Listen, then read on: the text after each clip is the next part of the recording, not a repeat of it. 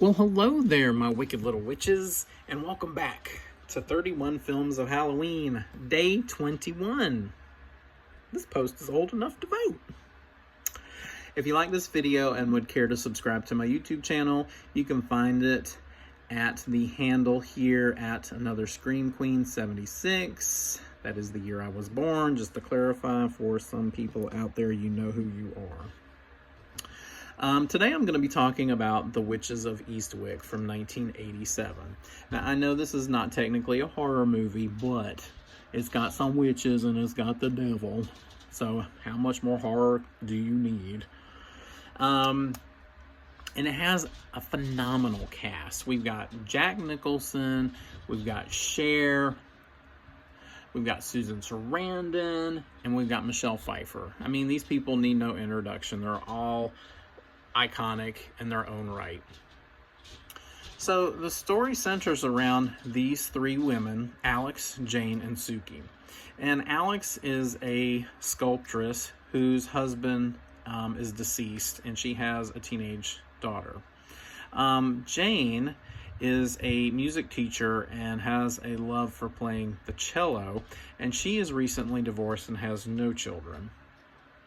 And then we have Suki, who is a newspaper journalist for the local paper, and she has 6 kids, and her husband left her. 6 children.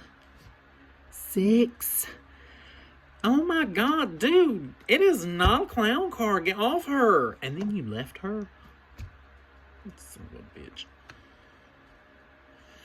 Anyway, well, they gather together every Thursday for a little wine, a little chit chat, and then one evening they start talking about what the ideal man would be if he happened to roll into town.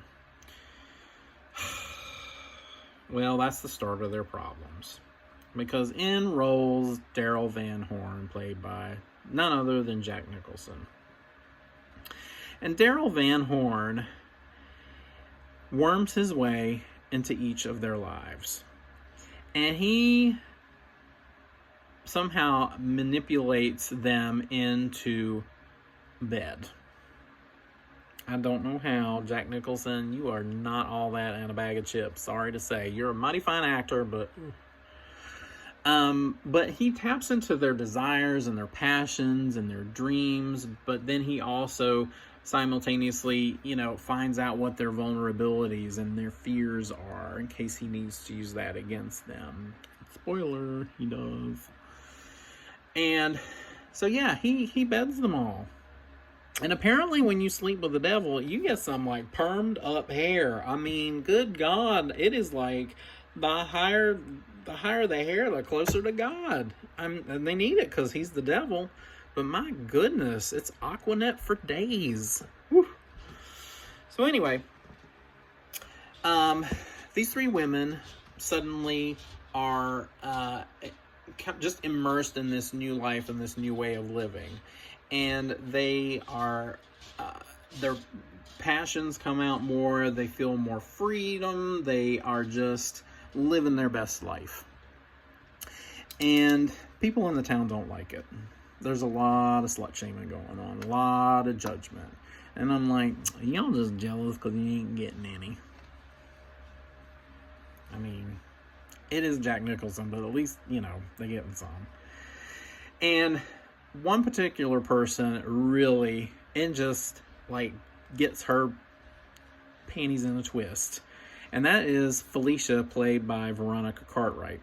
And Veronica Cartwright has been acting since she was a young girl. She appeared in Alfred Hitchcock's The Birds, and she was also in Alien.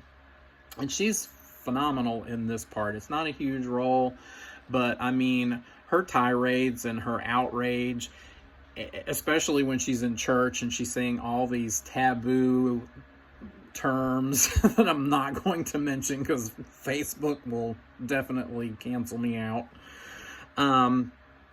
But she's trying to warn everybody about, what's going on.